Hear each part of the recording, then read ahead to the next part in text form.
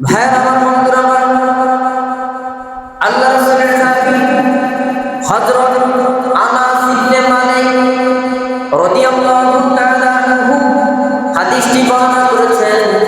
নবী করিম সাল্লাল্লাহু আলাইহি ওয়াসাল্লাম বলেন, আল্লাহ পাক রব্বুল আলামিন যখন তার প্রিয় বান্দা বান্দীদেরকে এই অসুস্থতার নিয়ামত দান করেন, কিসের অসুস্থতার নিয়ামত দান করেন, তখন আল্লাহ পাক রব্বুল আলামিন তার ফেরেশতাকে বলেন, ও আমার ফেরেশতা, আমার এই বান্দা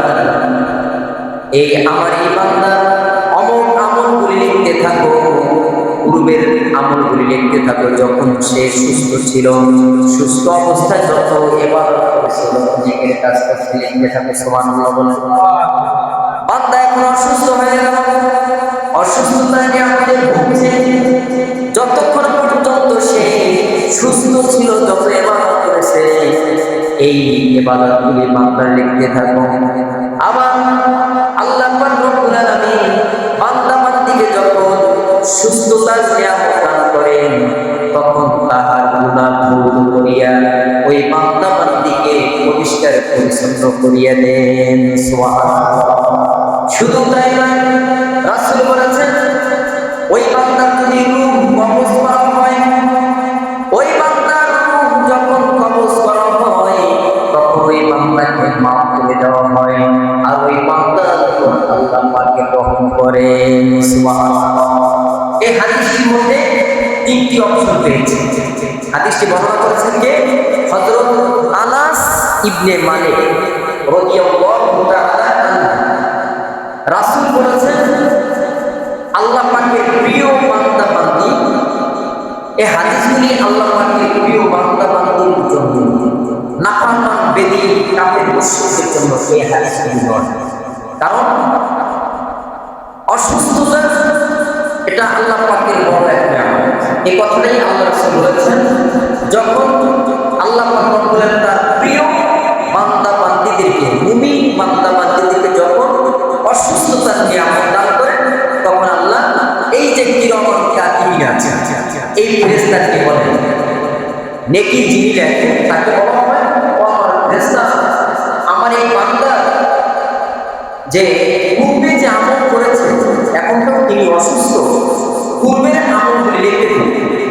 আবার আল্লাহ পাক রব্বুল আলামিন বান্দাকে সুস্থতার নিয়ামত যখন দান করে, তখন তাকে এই যে তার গুনাহ আছে, গুনাহ এগুলি পুতুল পবিত্র করে, এক কথা তাকে পরিষ্কার পরিচ্ছন্ন করে দেয়। সুবহানাল্লাহ। তার আমল নামায় কোনো গুনাহ থাকে না। আল্লাহ রাসূল আরো বলেছেন, এই বান্দার যদি মৃত্যু হয়, তার রূহ কবজ করা হয়, তখন তাকে মাফ করে দেওয়া হয়, তাকে মাফ করে দেওয়া হয় এবং তারপর রহম করা হয়। সুবহানাল্লাহ। সুবহানাল্লাহি ওয়া বিহামদিহি সুবহানাল্লাহিল আযীম। সম্মানিত ভাইরা, আল্লাহ রাসূলের সাহাবী হযরত আবু হুরায়রা রাদিয়াল্লাহু তাআলা আনহু হাদিস বর্ণনা করেছেন। নবী করিম সাল্লাল্লাহু আলাইহি ওয়াসাল্লাম বলেন, আল্লাহ রাসূল বলেছেন, যখন কোন মুমিন বান্দা গুরুতর অসুস্থ থাকে, অনবরত তিনি জ্বর এবং মাথা ব্যথা আক্রান্ত থাকে, রাসূলের হাদিস কত সুন্দর, যে আমরা অনেক সময় জ্বর হইলে আমরা বিরক্ত হই, মাথা ব্যথা করে বিরক্ত হই। আল্লাহ রাসূল কি বললেন? রাসূল বলেছেন, বান্দার যখন অনবরত জ্বর লেগে থাকে এবং মাথা প্রচন্ড ব্যথা করে, এইগুলির দ্বারা আল্লাহ রাসূল বলেছেন, বান্দার গুনাহসমূহকে এমনভাবে মিটাইয়া দেয় যে সরিষার দানা পরিমাণ তার আমলনামায় গুনাহ থাকে না। সুবহানাল্লাহ। কি দ্বারা?